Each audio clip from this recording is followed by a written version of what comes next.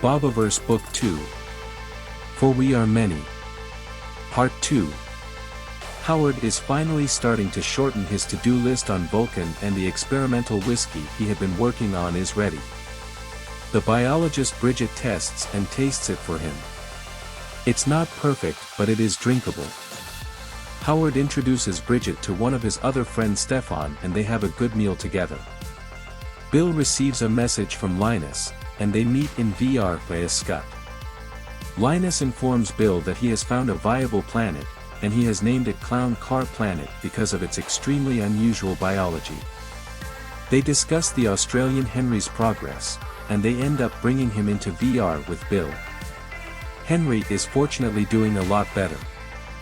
On Eden, it seems that the young Deltons are starting to form gangs that are causing trouble. The trouble is due to the increasing population that is starting to overcrowd the camp.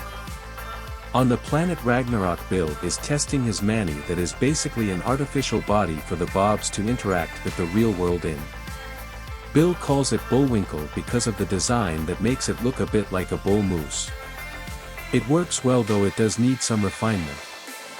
After he's done with that, he heads to the Bob moot where he introduces Henry to all of the other Bobs. It's very different for the Bobs to see a new face in the Bobiverse. Howard gets approval from Butterworth to sell his new alcohol. Unfortunately, it is not approved of by Cranston on the planet Romulus. Despite this, Howard and his partner in the business Bridget have a celebratory date. Back in the Sol system, Riker learns that Homer has self-destructed due to his inability to live with what they had done to him. He asks that the other Bobs dropped a rock on Vehement, and the other Bobs are more than willing to do so. Hal is headed to GL-877 when he receives Bashful's final transmission. Hal enters the system and is even more careful than Bashful was. He learns more about the system and the others, but unfortunately, Hal is also detected, and the others chase him down. Hal manages to escape but decides to find out how the others are able to detect him. His plan works, but he gets destroyed because of it. He has sent a backup back to Bill's skunk works. The Bobs have a moot to decide what they are going to do about the others. The Bobs come up with a way to shield them from the gamma-ray burst that is the others' primary weapon, and Hal volunteers to go back. A subject that stumps the Bobs is whether or not they will be capable of waging a war against such a superior force. If they go poking the hornet's nest, there could possibly be ramifications for all of humankind plus the Deltons and any other living species that they've come across so far. Suddenly a riot breaks out among the Deltons. When it finally calms down, Bob goes back and discovers that the whole reason it happened was because of an argument over how one small animal should be divvied up, and Deltons had died in the exchange. The problem is overpopulation in the small village. Bob discusses a plan with Archimedes to get the young gangs to go on their own. On Earth, Riker has finally found Vehement and the mastermind behind it all, who is actually the creator of the replicant systems. He believes that the replicants were a mistake and should all be eradicated. Riker lets the man know that a buster is headed to his location. Within seconds, the buster arrives and creates a Behringer impact-level explosion. At the UN session, a delegate berates Riker for causing such an explosion, but Riker exposes the delegate as being one of those that worked with the Vehement terrorist group. After a baseball game, Garfield shows Bill his version of a Manny. Since Bill's was called Bullwinkle, Garfield goes ahead and creates a Rocky version complete with the ability to fly. The first test run does not go well and the Manny crashes. However, the ability to fly was amazing. On the planet Romulus, the representative minister Cranston is extremely upset with Howard for allowing alcohol to make it onto the planet. Howard decides that Cranston needs to go. A load of colonists arrives at the Clown Car Planet. According to the resident Bob, they are likely going to have to live under domes because the wildlife is just too problematic. On Eden, the young Deltons leave camp for one of the other camps. Bob's plan had worked perfectly. Bridget is in surgery having tumors removed, and Howard anxiously awaits the diagnosis. When she finally comes out, Stefan is there to comfort her, and Howard realizes something that he should have realized earlier. Bridget and Stefan are in love, and he is a third wheel. His heart is broken.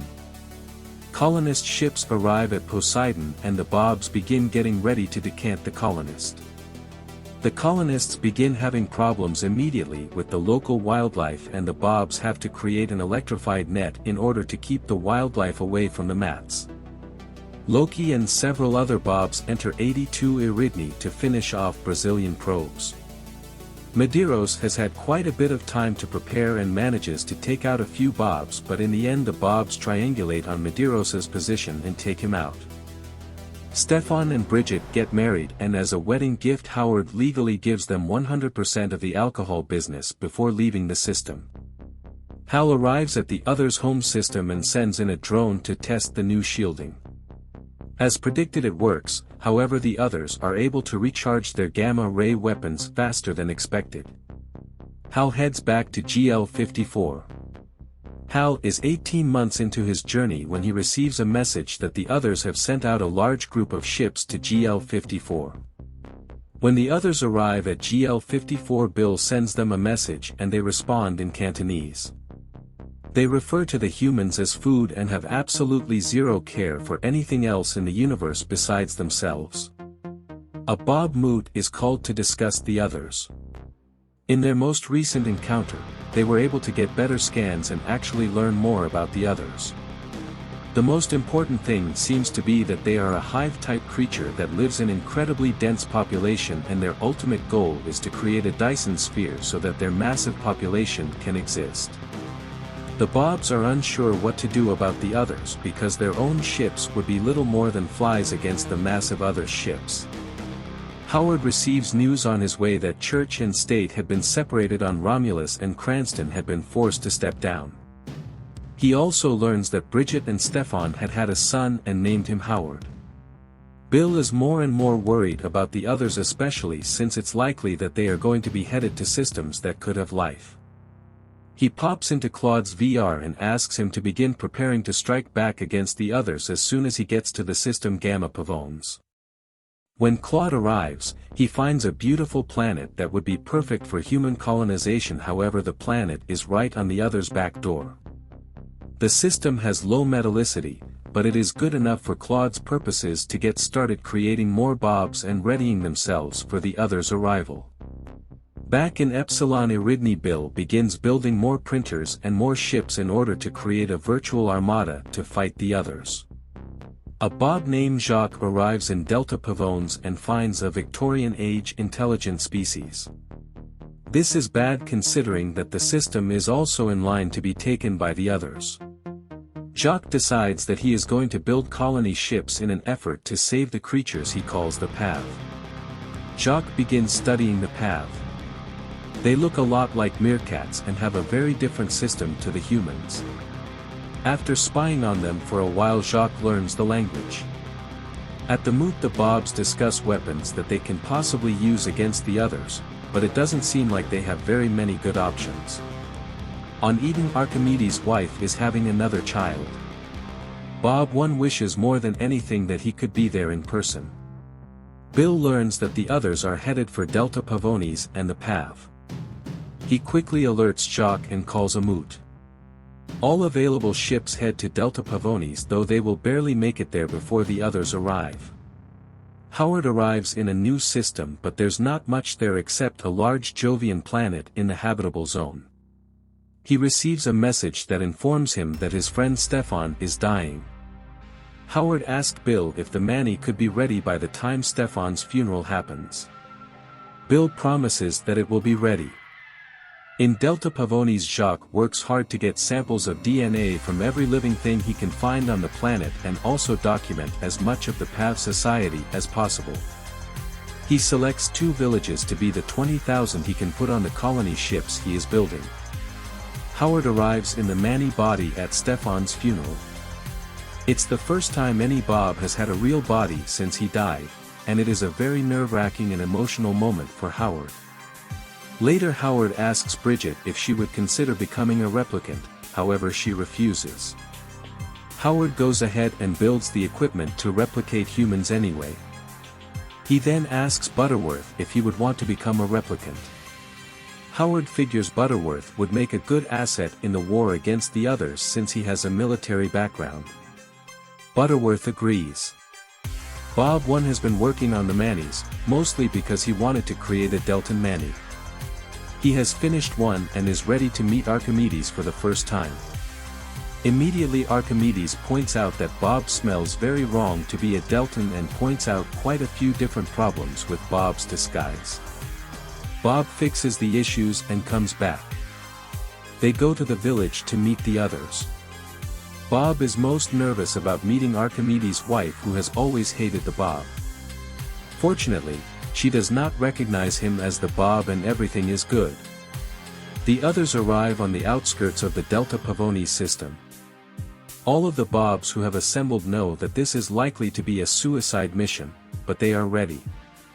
In the first round the Bobs do significant damage and their new shielding protects them from the gamma-ray bursts. Even the second wave did extremely well, but the others hit the Bobs with fusion missiles that take out a significant amount of their force. Another run does massive amounts of damage to the others, but unfortunately the others have much greater acceleration than the Bobs and it is nearly impossible to escape their missiles. In the end the Bobs use up everything they have and haven't destroyed the others' armada. The others send the Bobs a message that the humans will be next after this system has been harvested. The Bobs implement the plan to get some of the PAV onto a colony ship. The others don't even try to follow the Bobs as they escape the system with the PAV.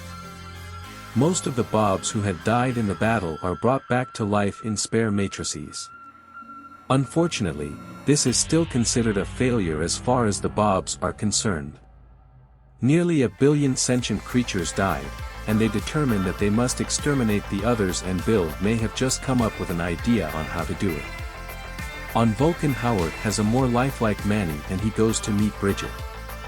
On Eden Bob attends a funeral for Archimedes' wife. They decide to talk to the PAV and wake a few from stasis to tell them what has happened and find out their opinion on what should be done. The PAV decide that they would rather go to the new planet than try to return to the old planet. The Bobs begin to prepare for their next encounter with the others.